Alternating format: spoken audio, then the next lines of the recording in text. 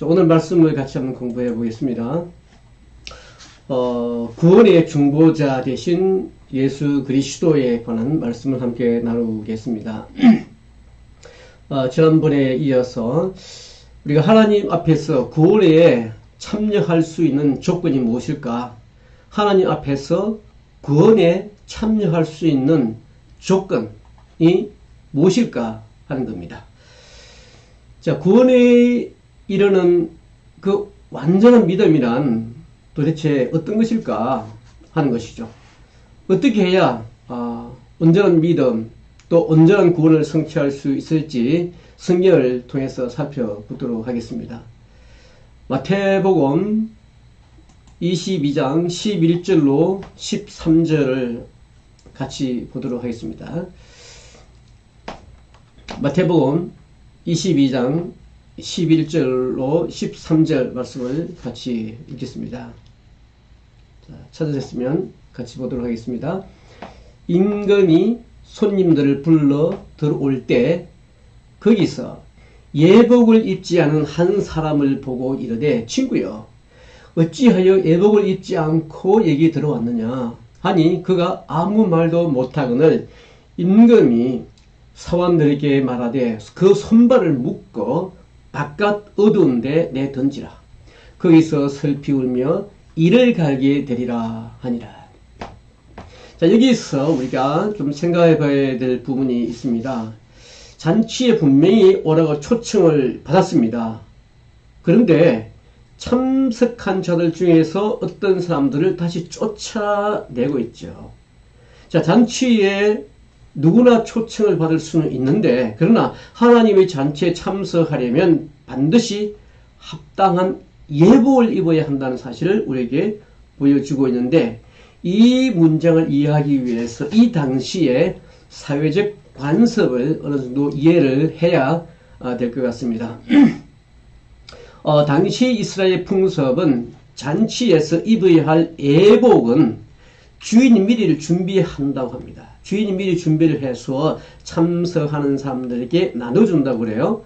그래서 이 성경은 바로 천국 잔치에 대해서 이러한 사회적 문화적 백그라운드를 두고 지금 설명을 하고 있기 때문에 이러한 백그라운드를 먼저 이해를 할 필요가 있겠죠. 그러니까 잔치에 입을 예복을 주인이 미리 준비해 놓고 참석자를 청해서 예복을 입도록 다 챙겨준다는 것입니다. 그러면 우리의 왕이신 주인이 분노한 이유가 바로 거기죠. 옷을 다 준비했는데도 불구하고 그 예복조차 입지 않았기 때문에 그것은 처음부터 주인을 무시했고 주인의 잔치를 멸시했음을 말해주고 있는 것이죠. 그래서 구원받기 위해서는 반드시 하나님께서 정하신 방법대로 하나님의 권위를 인정하고 하나님께서 준비한 예복을 입어야만 한다는 것입니다. 그렇다면 천국 잔치에 참석하기 위해서 입어야 할 그 합당한 예복이란 또 뭘까요? 창세기에는 천국 잔치를 위해 미리 준비했던 그 하나님의 예복에 대해서 우리에게 미리 계시를 해주고 있는데 여러분들 잘 아시는 것처럼 또 제가 여러 번 이 부분에 대해서 말씀을 드린 바 있는데 창세기 3장 21절에 보시면 여호와 하나님이 아담과 그의 아내를 위해서 뭘 만들어줘? 가죽옷을 만들어 입힙니다. 그죠? 가죽옷. 그러니까 가죽옷은 예수 그리스도에 대한 그 피 흘림에 대한 예표를 우리에게 미리 보여주고 있는 것이죠. 자, 거기다가 시편에서는 우리 사람을 하나님께서 지으시고 하나님의 영광과 존귀로 간을 다 씌우셨습니다. 근데 범죄함으로써 그 영광과 존귀가 다 떠나가게 버리고 완전히 벌거벗은 죄의 모습으로 드러났을 때 하나님께서 가죽옷을 만들어서 우리의 모든 허물과 죄를 다 덮으시고 우리를 구원하시는 그 구원에 대한 예표를 가죽옷을 통해서 우리에게 보여주고 있습니다. 범죄한 이후에 에덴에서 추방당한 이 아담과 하와를 하나님께서 다시 하나님 앞으로 나갈 수 있도록 길을 만들어 준 것이요. 그들에게 손수 지으신 그 특별한 의복, 바로 이 피 묻은 짐승의 가죽옷이죠. 이 피 묻은 옷이 상징하는 것은 바로 여러분들 잘 아시는 것처럼 바로 피 흘리심으로 우리 모든 인류의 죄를 대속하신 예수 그리스도를 예표한다는 것을 우리가 너무 잘 알고 있습니다. 하나님의 거룩한 잔치에 들어가기 위해서는 이 중보자 예수 그리스도의 대속의 옷을 입어야만 한다는 것이죠. 예수 그리스도로 옷을 입는다는 것은 예수 그리스도의 대속을 믿음으로 받아들인다는 것입니다. 지금 우리가 물리적인 그런 옷을 입는 것이 아니겠죠. 그 말은 예수 그리스도가 이런 일을 행하셨다, 우리를 위해서 피 흘려 돌아가셨다라고 하는 것을 믿음으로 받아들인다는 것을 의미할 수가 있겠습니다. 그것은 예수 그리스도와 하나님을 알아가는 것으로부터 시작이 되죠. 그래서 우리는 성경을 공부하는 것이고 성경을 읽게 되는 것입니다. 요한복음 17장 말씀에 보면 영생은 곧 유일하신 참 하나님과 그가 보내신 자 예수 그리스도를 아는 것이다 라고 했죠. 예수 그리스도를 아는 것이 바로 영생이고, 우리가 영생을 얻기 위해서는 예수 그리스도를 잘 알아야 되는 거죠. 영원한 생명은 한 분밖에 없는 참된 하나님이신 바로 하나님과 아버지와 하나님 아버지와 그리고 아버지께서 보내신 예수 그리스도를 아는 것이라고 우리에게 분명히 말씀하고 있기 때문에 우리는 예수를 잘 아는 것이 바로 구원에 이르는 길이라는 것을 알 수가 있습니다. 이것은 성령의 은혜로 말미암아 기록된 그 성령의 계시를 통해서, 그리고 예수 그리스도를 알고 또 믿음으로, 그리고 하나님을 만나 그리고 영적으로 성장해 가는 그런 이런 통합적인 전체적인 과정을 말하는 것이죠. 그래서 예수 그리스도의 대속의 그 믿음 안에서 예수 그리스도로 우리가 옷을 입고 그리고 구원에 나가는 것입니다. 그런데 잔치에 초청받은 사람들 중에서 초안된 사람들이 있잖아요. 이 사람들은 하나님의 그 최고의 희생을 통해서 미리 준비해 놓았던 그 예수 그리스도를 거부한 사람들이죠. 주인이 미리 준비한 그 옷을 다른 사람 다 입었는데 그 사람들은 입지 않은 거죠. 거부한 거죠. 그들이 어떤 사람이든 간에 또 어떻게 살아왔든 상관없습니다. 죄와 허물을 다 덮어주고 거룩한 모습으로 천국에 임할 수 있도록 모든 것을 다 준비를 해놨음에도 불구하고 그것을 거부했기 때문에 그들은 영원한 지옥불에 들어갈 수밖에 없는 것이죠. 그래서 구원의 길은 이렇게 너무나 쉽고 간단한데 이런 쉬운 방법을 무시했기 때문에 그들은 영원한 천벌을 받을 수밖에 없는 것입니다. 교회 공동체라고 하는 그 울타리 안으로, 그리고 교회의 마당까지 우리가 초청을 받아서 왔지만 그럼에도 불구하고 예수 그리스도의 보혈로 옷을 입지 않는다면 결코 구원을 받을 수가 없겠죠. 인간을 위한 그 구원의 유일한 길은 바로 뭐냐? 세상 종교나 철학 사상이 아니죠. 지식이 아니죠.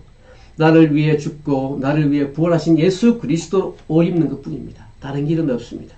내가 입고 살아왔던 나의 모든 옷, 아무리 소중해도 그 옷으로는 우리가 천국에 입성할 수가 없는 것입니다. 무엇보다도 유사 기독교에 불과한 그런 인본주의 종교의 옷을 우리가 좀 벗어내야 됩니다. 온전하시고 완전하신 그 생명의 복음인 예수 그리스도의 중보 안으로 우리가 들어와야 하겠습니다.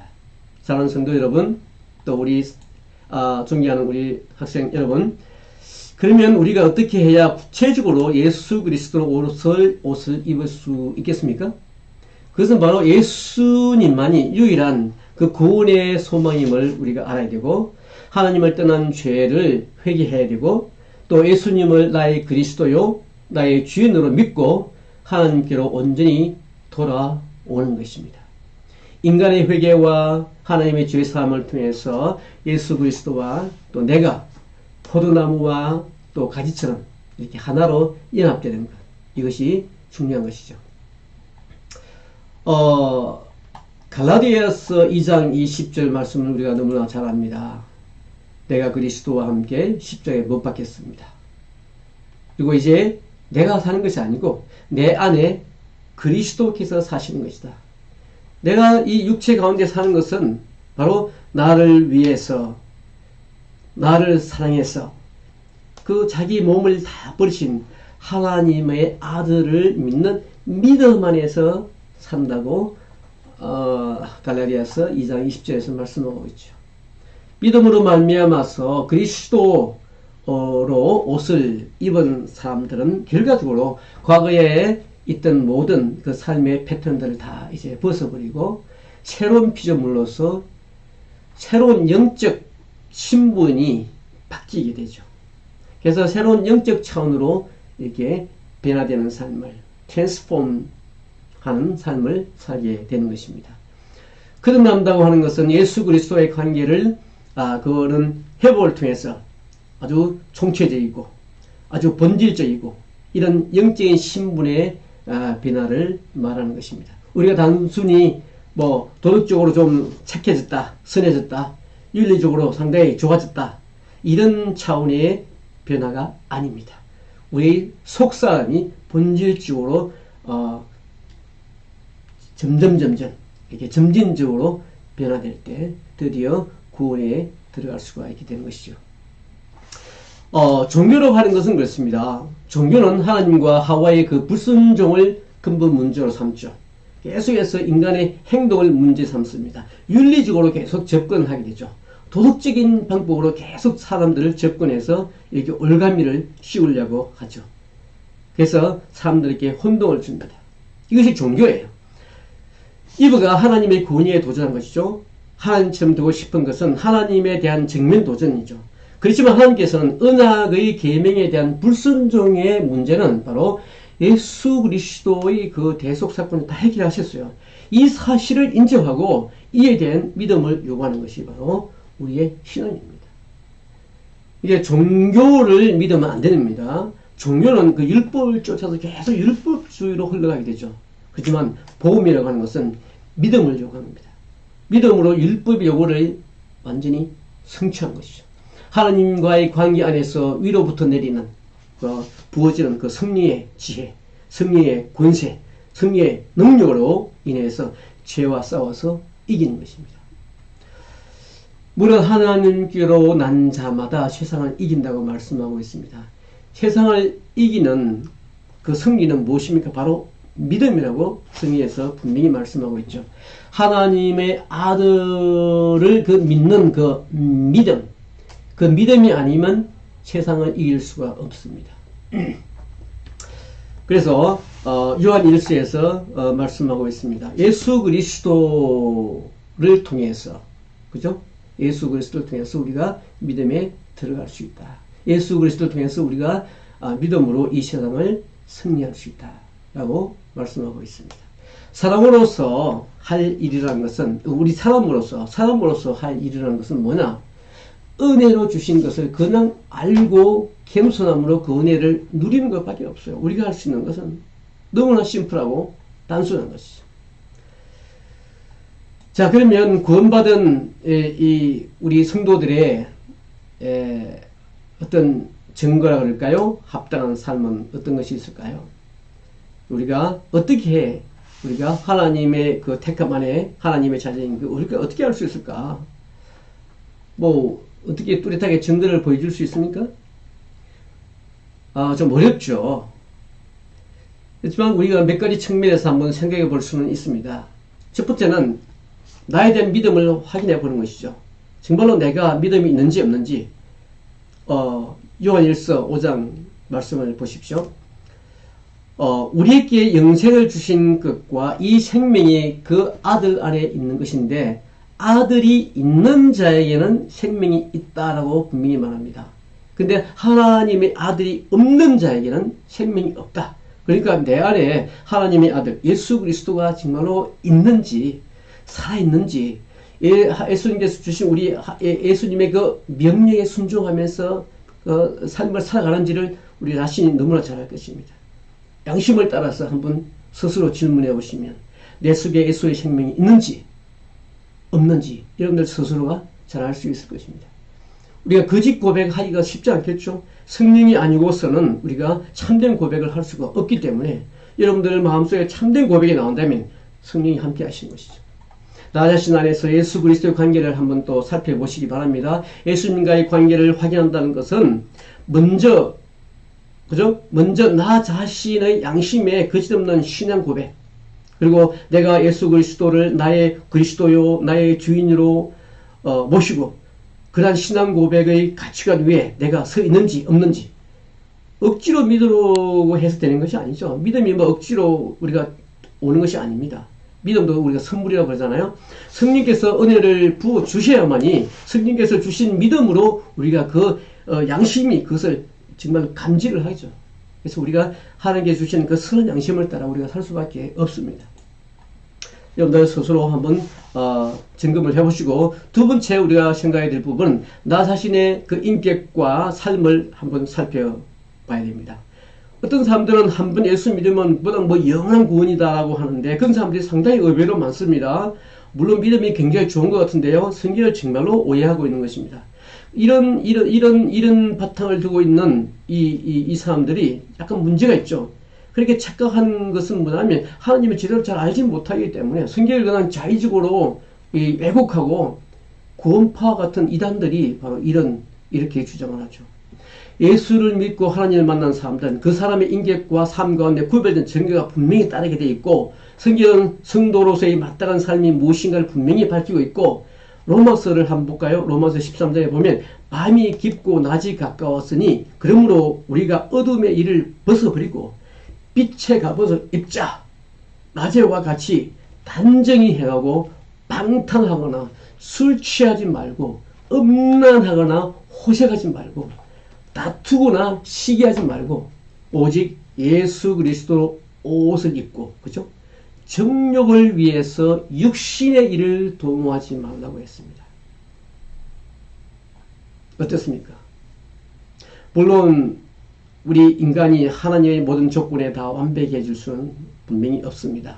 하지만 그렇다 할지라도 우리가 정말로 최소한의 거듭난 성도로 간다면 자신의 허물을 인정하고 회개함으로써 하나님의 말씀대로 변화를 받고 경건하게 살고자 하는 그 점진적인 뚜렷한 영적 결단, 삶의 방향성을 가지고 있어야 한다는 것입니다.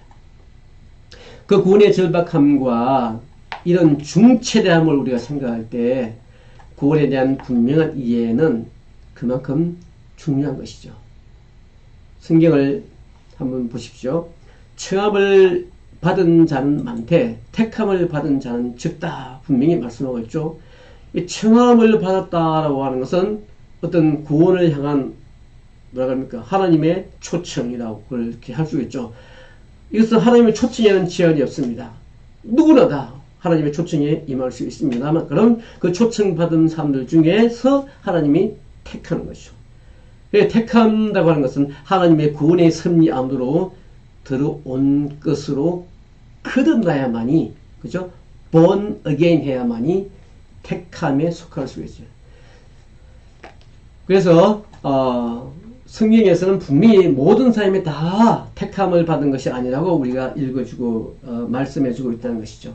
교회 다님으로 해서 우리가 크리스천 공동체의 일원이 됐다고 해서 내가 예수를 오랫동안 믿었다고 해서 교회에서 많은 일을 했다고 해서 우리가 어떤 은혜를 체험했다고 해서 기독교적인 배경에서 태어났다고 해서 직분이 있다고 해서 우리가 구원의 울타리 안으로 자동으로 들어온다는 것을 의미하지 않다는 것입니다.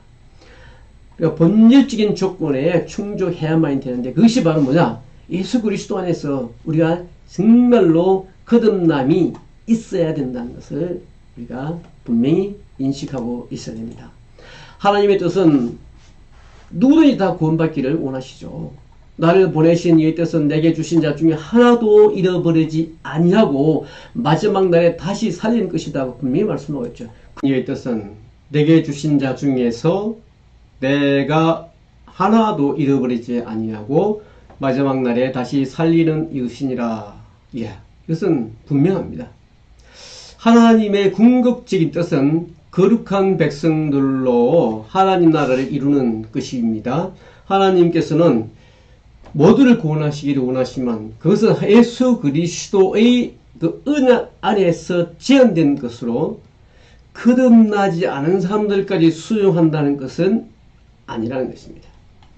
예수 그리스도 안에서 구원에 이르는 길은 쉬울 수도 있지만 어려울 수도 있습니다. 내 자아의 불신앙과 고집, 또 위선과 허물과 무지, 완고한 내 신령을 포기하지 않고 예수 그리스도와 함께 십자가에 죽어야 한다는 사실만 생각만 하면 물론 어렵습니다. 하지만 우리가 주의 음성을 듣고 마음을 열기만 하면 성령 하나님께서 친히 이루어 주실 것을 우리가 안다면 그렇게 또 어려운 일도 아닙니다. 내 스스로 한다면 어렵겠지만 성령에 의지함으로 성령께서 하시는 삶을 우리가 성령께서 완전 우리 인생을 우리가 맡긴다면 쉬워진다는 것이죠. 하나님께서 구원에 이르는 조건으로서 인간의 행함을 요구하시는 것이 아니라 믿음을 요구하시기 때문에 믿음의 열매인 행함도 믿음으로 살고자 할 때 그때 비로소 하나님께서 그 사람의 인격과 또 삶의 점진적인 변화를 통해서 직접 맺어가신다는 것이죠. 요한복음에서 말씀을 잘 하고 있잖아. 포도나무 비유를 여러분들 잘 아시잖아요. 내 안에 거하라. 나도 너희 안에 거한다. 그죠? 가지가 포도나무에 붙어 있지 아니하면 스스로 열매를 맺을 수가 없다. 너희도 내 안에 있지 아니하면 그리하리라. 그러니까 나는 포도나무요 너희는 가지라. 그가 내 안에 내가 그 안에 거하면 사람이 열매를 만나니 나를 떠나서 너희가 아무것도 할 수 없다. 그러니까 우리가 그리스도 안에 있음으로 우리가 열매를 맺는 것이지 내가 노력함으로써 열매를 맺는 것이 아니라는 사실에 우리는 주목을 할 필요가 있습니다. 줄기에 연결되지 않은 가지는 열매를 물론 맺을 수가 없습니다. 줄기에 있다 할지라도 내가 노력한다고 해서 열매가 맺어지는 것은 아니겠지만 그 줄기 안에 있는 것 자체만으로서도 우리가 행운을 잡은 것이죠. 우리가 교회 공동체 안으로 들어왔습니다. 그리고 청함을 받은 사람은 많지만 구원으로 택함을 받는 자는 그렇게 많지 않다는 사실을 우리가 좀 더 진지하게 한번 생각해 볼 필요가 있겠습니다. 신앙 연조가 오래되었고 또 직분이 있다고 그 다음에 봉사를 많이 했다고 해서 구원이 보장된다는 것은 아니라는 사실입니다. 우리가 명심해야 되겠습니다. 진실로 예수 그리스도를 만나고 거듭나지 못했다면 내가 아무리 장로라도 설마 목사를 할지라도 내 삶 속에 최소한의 믿음의 고백과 증거가 없다면 그 결과로 인해서 여전히 우리는 세상에 묶여 있을 것이고 죄악의 습관을 품고 살면서 우리가 구원에 이르지 못할 것입니다. 양심이 무뎌지고 회개하고 돌이키지 않는다면 분명 택함을 받은 데서 우리가 제외될 것입니다. 다시 한번 나의 삶의 의미와 목적과 우선순위를 우리가 생각하면서 내 믿음과 내 삶을 또 구원의 관점에서 한번 점검해 보시기를 바라겠습니다. 마지막으로 마태복음 7장 17절 말씀을 같이 한번 보겠습니다. 마태복음 7장 17절 말씀 다 같이 한번 볼까요? 이와 같이 좋은 나무마다 좋은 열매를 맺고 못된 나무는 나쁜 열매를 맺기 마련입니다. 그렇죠? 예. 우리는 좋은 나무가 되어서 좋은 열매를 맺는 여러분들 되시기를 주의 이름으로 간절히 축복합니다. 자, 오늘 말씀을 여기서 마치고 여러분들 항상 행복하시기 바라겠습니다. 감사합니다.